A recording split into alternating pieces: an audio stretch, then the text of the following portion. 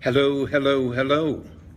Well, this is a strange place. I'm in the Aviara Hilton in Carlsbad, California, sitting at a bar which is not attended, here to do this with you during the time that I'm having a meeting with some extraordinary people. The founder of HHI, Hippocrates Health Institute, and his adorable wife, Anna Maria. His name is Dr. Brian Clement. We're having an absolutely stunning conversation about HHI and the work they do for well-being for the past, well, how long is 61? I don't know, years. Just astonishing. But here we are today, and we're here to talk about the subject that you voted to be important to you, the subject of trust. How do you trust people? How do you trust a business? How do you trust the people you hire, the people you do business with? How do you trust yourself? What does the word trust mean as we begin this conversation, as we're engaged in this idea of going to work on your business, not just in your business, as we've discussed over the past, how many weeks have we been doing this on Facebook? As I told you, this is a foreign environment for me. I don't do Facebook. We are doing Facebook, but I don't do Facebook.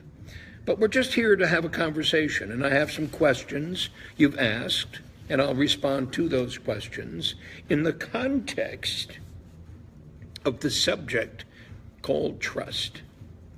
So how can you even trust me? Here I'm talking about stuff that is in fact incredibly intimate for every single one of you. Every single one of you get up every single day to do something that you have to believe in. And you have to believe in it because if you don't believe in it, how can you possibly pursue it with any passion? And if you can't pursue it with any passion, if you don't have trust for yourself, trust for the idea at the heart of what you do, trust of the people who you're engaging in to do it, how can you possibly go beyond where you are? I'm saying trust is at the very heart of our conversation. Trust is at the very heart of the work I've been doing, being on this planet for 81 freaking years. Trust is at the very heart of every relationship I've ever had. And I must say, I'm not really very good at it at times. And I'm not really very good at it at times, not because I can't trust them, but because I've discovered many times I can't trust myself. Have you ever discovered that how difficult it is to trust yourself?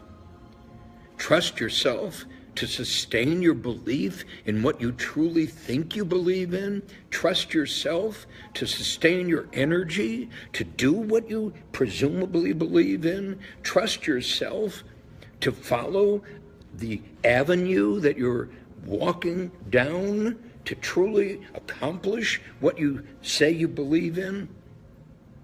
You see, the whole subject of trust is a very personal subject. How can I possibly trust myself when in fact I don't even know myself? Who am I? Who are you? Who is he? Who is she? What do they really believe in?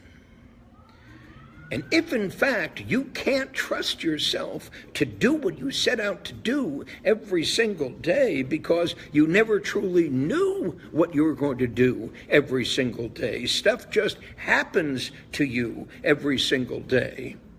If in fact that's true, what I just said, you see that the subject of trust is a monster of a subject because you can't trust he who doesn't know.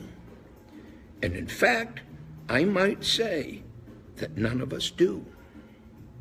Oh, we like to believe we do. We like to behave like we do. In fact, aren't I behaving like I do? That in fact I know something that I want to share with you? And I believe that what I'm sharing with you is important for you.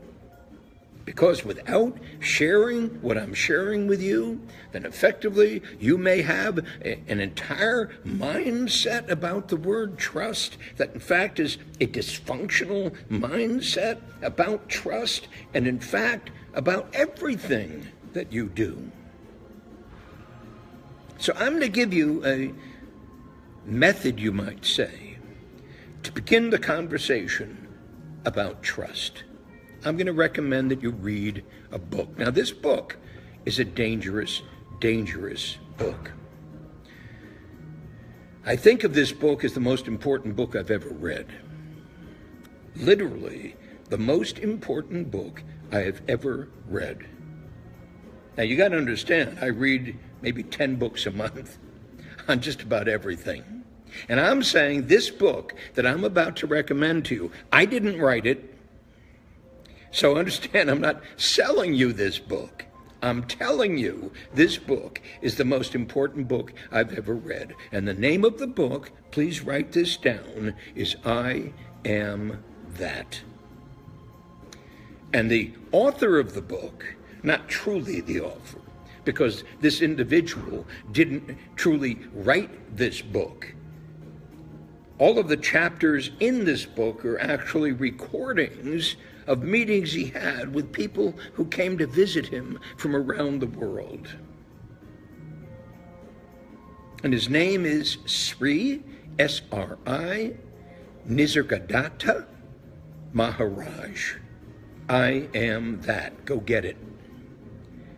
The minute you start reading this book, I promise you, this is going to happen to you. It happened to me. The minute you start reading this book, you begin to understand how little you truly understand. The one expression that completely altered his life is the expression, I am. Just take that in for a moment. I am. And essentially what he said is, it's the only thing you know for sure. I am. Not I am that, I am this, I am he, I am what, I am not that. Absolutely the opposite of that. I am. Extraordinary book. So, hear me, I'm going to invite you to come to the dreaming room with me. I've told you this before. You can spend 7 weeks with me.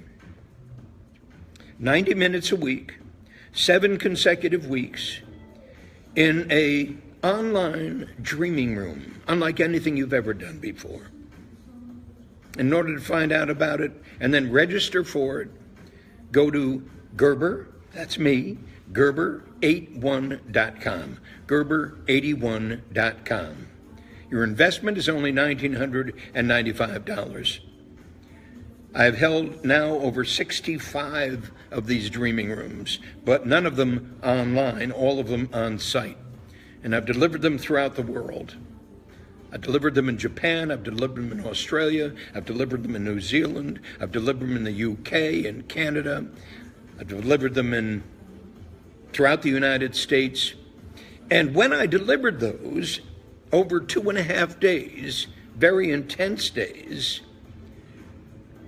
the tuition was $5,000, and in some cases, $10,000, depending upon how large a group I allowed into the dreaming room.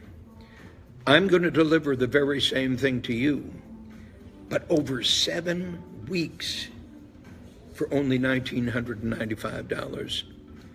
Go to Gerber81.com, sign up.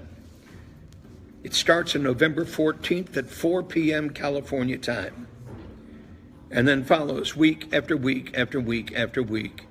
And my intent is to enable you to begin with a blank piece of paper and beginner's mind to discover what your dream, your vision, your purpose, and your mission are. Your dream is the great result you're here to produce. Understand the great result you're here to produce. What is the great result you're here to produce?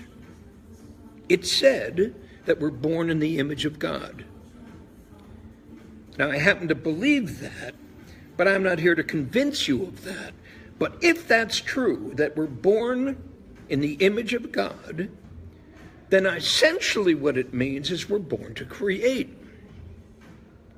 And essentially, I'd suggest to you that nobody is teaching anybody how to create, how to discover the creator within, how to discover the entrepreneur within, how to discover the Imagineer, as Walt Disney would call it, within, how to discover the future within your present, which doesn't live here right now, because your absolutely configuration of reality causes you to do all these things in conflict with each other, as opposed to this one thing that you've been called here to do. I'm saying you've been called to do something which is going to transform the state of the world. I'm suggesting that I can help you to do that. No, I'm not going to do it for you, but I'm going to help you to awaken the spirit within you that, in fact, is here to do that. So go to Gerber81.com, Gerber81.com, sign up, or ship out. So here are some questions from last week. This is from Jessica in St. Peters, Missouri. Hi, Jessica. Some things change our lives forever. What has been the greatest bit of advice or encouragement that has helped you tremendously in your business? I just shared it with you, Jessica. I am that. Go get it. Never met the man. Didn't have to. I knew him the minute I began to read the book. Now that might sound strange. I knew him the minute I began to read the book. The most important book I have ever read. It will be yours too, Jessica. Sharon of Walsall, United Kingdom. I understand small businesses need to make some kind of revenue while they're building their business, but I see so many of them veering off their focus. No kidding, Sharon. For example, a coaching business who then starts doing network marketing for a toothpaste brand on the side. My question is, does this lose a business credibility, or would it just be seen as something else they do? Doesn't matter how it's seen. Sharon, doesn't matter about anybody outside for the moment. Doesn't matter what anybody thinks about your business or you or whatever from the outside. The only thing that matters really is how you see it. And understand how you see it is a state of confusion. And it's a state of confusion because, in fact, we don't focus our attention on what I think of as the 5 essential skills. I spoke about them last week. Concentration, discrimination, organization, innovation, communication. The 5 essential skills of being human. The absolutely critical process one must engage in every single day. To practice concentration, to practice discrimination, to practice organization, to practice innovation, to practice communication. You hear me? I have a dream, I have a vision, I have a purpose, I have a mission. I'm focusing my attention. I'm focusing my attention on the most important thing that I'm here to do. I'm organizing the space around me to eliminate confusion. I'm innovating continuously to seek out the best way, and I'm communicating continuously to get feedback, which essentially bounces off of me out into the world. And as I develop these skills, I develop my presence to what I'm here, what I'm called here to do. So Sharon, take that, read the book, you'll understand it. Taylor of Truro, United Kingdom. I hope that's not Truro of Taylor, United Kingdom. But hello, Taylor. What made you write your first book and why? Well, my first book was written because a stringer, as it's called, from Ballinger Books, came to a seminar that I was doing, and the name of the seminar was Key Frustrations in the Small and Growing Business and What to Do About Them. And it was a seminar that we invented to invite small business owners to the conversation about what their key frustrations actually are and why, in fact, they suffer so egregiously from those frustrations. And what are those frustrations created by? And the guy came up to me afterward and said, "How'd you like to write a book?" I said, "About what?" He said, "About the seminar." I said, "Sure." He said, "Great." He went back to Ballinger, came back with a proposal, and I wrote that first book in 90 days. Now, I wrote it in 90 days because I'd already written it. You understand, I speak it, and we'd been in business for 7 years, working on the business, not in the business, to become the very first business coaching company on the planet. Hear me. So I knew the book inside and out. I just hadn't written the book yet. I was living the book, and that's what caused me to write the book. So Taylor, you got to live the book before you write the book. The book has got to become present within you. Now, this is a long question. Oh, my goodness. Heather from Seattle. Heather says, what's the best way to go from working in your business to working on your business consistently? Particularly as a time-strapped solo entrepreneur and full-time parent who has a big vision for what's possible, but is still caught in the struggle of both delivering the current deliverables, technician, and working on the additional components that will allow for expansion, i.e. automation of some of the information and deliverables, marketing, etc. I'm definitely creating, in quotes, systems currently each time to do a repeatable task, have hired a VA to help.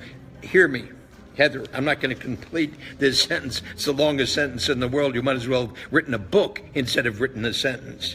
Hear me. Stop thinking about all this crap. Hear me. Heather, stop thinking about all this crap. It's a very simple process. I'm going to introduce it to you.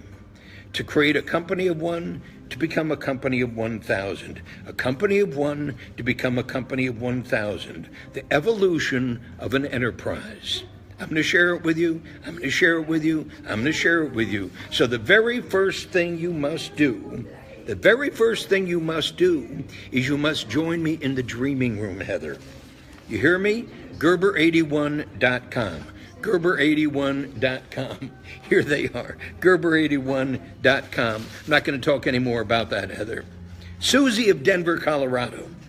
If you're starting another business, now it's the technology age. Where are you, Susie? The technology age? Are you serious?